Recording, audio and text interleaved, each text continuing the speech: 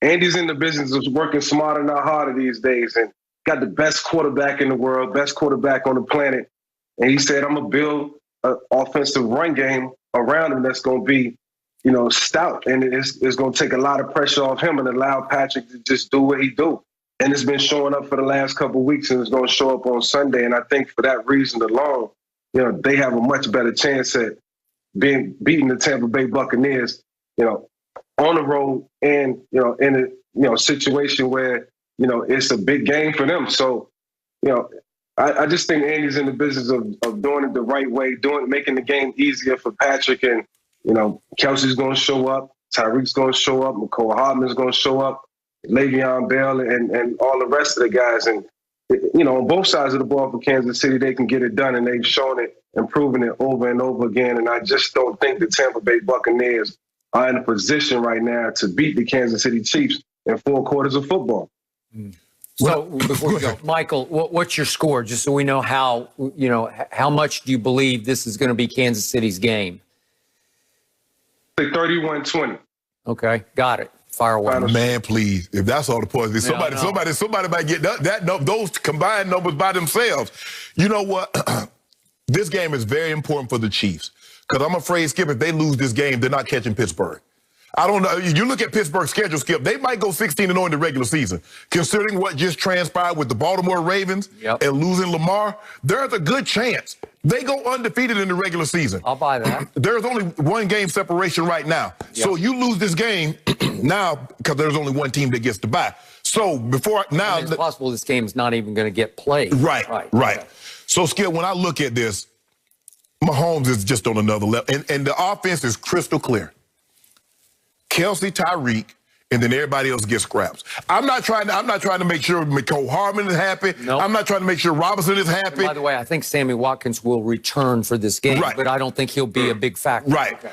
And that's what you watch them, there's like, okay, they started the game, like the first 4 or 5 passes went to Tyreek. And then all of a sudden they tried to roll the coverage to Tyreek, and now Travis Kelce gets to work one-on-one. And the thing is, you can't give Kelce a steady diet of anything. Any of these great tight ends, I mean, the Raiders were like, we're going to press him. He's too big for you to press. You got to press sometimes. You got to play off. You got to quick jam him. You got to just give him a lot of different looks. Because once he knows that you're going to press him, he's going to play through your jam. Yep. Skip, Tampa has one thing going in their favor. Kansas City doesn't really pressure the quarterback like the games in which they've lost. Teams can get after your quarterback. The Saints can get after your quarterback. The Rams can get after your quarterback. Chicago can. That's really not what the Chiefs do. The Chiefs are built to play one-way, Skip, get a lead, and then we can pressure. We don't have to worry about the run because you 14, 17 points behind. But what teams have been able to do is that run the ball, control the clock. We're going to take it down to under 10, so we're going to minimize Patrick Mahomes' possession, and then we're going to try to win this game. We're going to try to win it late in the 4th quarter. That's how the Raiders beat them. The Raiders took it down late, and guess what? They ended up beating them. I got the score 41-38. But, Mike, let me tell you this. If I come in here on Monday and Tampa won this game, I'm not going to be shocked because I have no faith in Kansas City's defense. I have no faith in Tampa's defense. So that's why I'm predicting the score is going to go north of 30s. It's going north of the 30s. You want to respond, Michael? Yeah. I mean, the way the Tampa Bay offenses look, 38 points is far-fetched right now. Like I said, they really don't have structure within the offense. They got to find some identity. They got to figure out how are we going to come into a game and beat teams and play 4 quarters of consistent football. It just hasn't shown up. So until I see that, I can't give them the benefit of the doubt. Until I see more consistency, I can't give them the benefit of the doubt. But what I do know is that Patrick Mahomes is going to be Patrick. And Andy's first 15 plays is always amazing. And then the next 15 plays after that is even better. So that's where they get you. They know what they're going to do. They come into a game with a plan, and it's always a good plan. I used to be super excited for the first 15 plays, knowing that we was going to score in our first possession just because of what was on that call sheet alone. And then what was after that became impromptu. And then that allows you to go play ball. But the entire script in terms of offense with Andy Reid is filled with a bunch of plays that can score at any moment of the game. And combined with a new run game a newfound run game, I mean, it's going to be hard to beat this team. They're going to score a lot of points. And I just don't know if the Bucs defense can sustain for 4 quarters with this offense. The reason I am so fearful of everything Michael Vick just said is that he obviously played for Andy Reid, and he knows what that script looks like. And I'm sure Patrick Mahomes is salivating at the opportunity to execute that script and then execute the Tampa Bay Buccaneers. I can only imagine what that looked like. Yep. Okay, so here's my gut feeling. My heart says Brady, 38-35, and I'm going to roll with my heart. I'm going to stick with it. But my head is screaming back at my heart, timeout, because it feels like, it smells like Patrick Mahomes is going to put up at least, I got 42, you got 41, and it feels like 42-38. And maybe, as Michael Vick suggests, I'm giving Brady and the offense way too much credit. But as Shannon keeps pointing out, if you do keep Brady clean, he can still play and score at a high level. We've seen it happen again and again, even this year in Tampa Bay. We saw what he did at Carolina. We saw what he did at Las Vegas. We saw what he did to the Chargers after they were up 24-7. If you can't get any heat on him, he will pick you apart to pieces. And that will be short and long occasionally, because there's some no risk it, no biscuit throws, especially in the first half of this season when they got to 6-2. My problem is, as they arrived at 6-2, 2 things didn't arrive with them. Number one, the defense didn't come along for the ride, because against New Orleans and then against the Rams in 2 home primetime games, the defense was horrendously bad, pathetically bad, shockingly bad. I'm a big Todd Bowles fan, but nothing worked. They never even slowed down Drew Brees, and he had 420 yards of offense.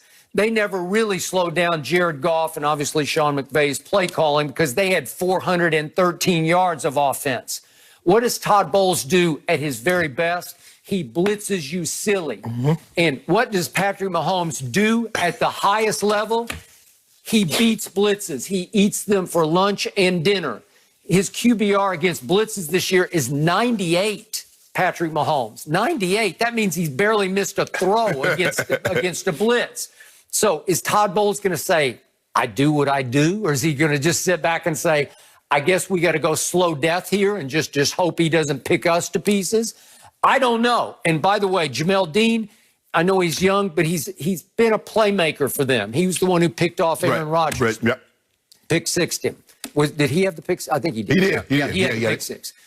The point is, he's out with a concussion, and they haven't listed him completely out, but I'm pretty sure he's not going to play because he didn't practice all week. So now you're down a starting corner against Patrick Mahomes, and you know Patrick's going to want to put on a show against the GOAT, because they got like a friendly rivalry going. Of course. Okay, I got it. So do I love this? I wouldn't bet one drop of Diet Mountain Dew on this game, because I'm going to watch it with one eye closed, because I think it's going to be high scoring and crazy. And if Michael's right, remember the over-under is 56.5. Yeah. So Michael's got it going under the No, ain't no way.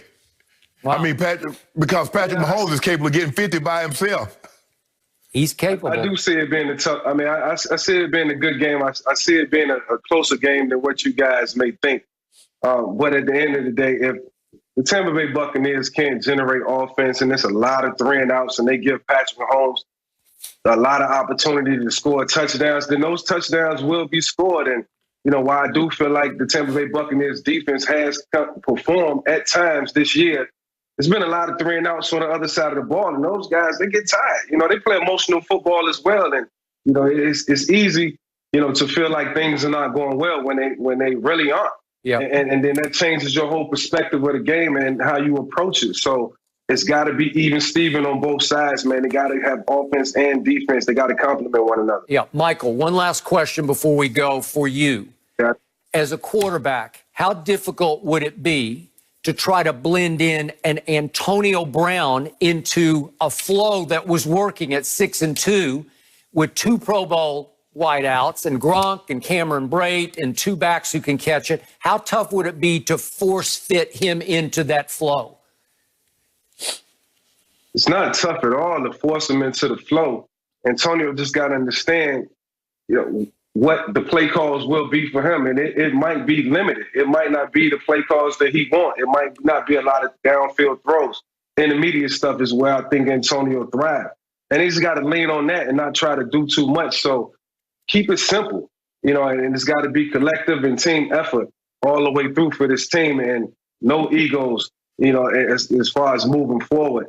That's what's going to lead to the success of the Tampa Bay Buccaneers. Well, they know Tom Brady knows that if I don't get the ball to Antonio early, I'm going to lose him. He's too emotional. That, if you think about it, when he comes into the game, Skip, what do? They throw him the ball almost immediately. They do. Because Tom knows he's too emotional, and if I don't get him the ball early, I'm going to lose him. Or he's going to make big trouble. Tom too old and too accomplished to be thinking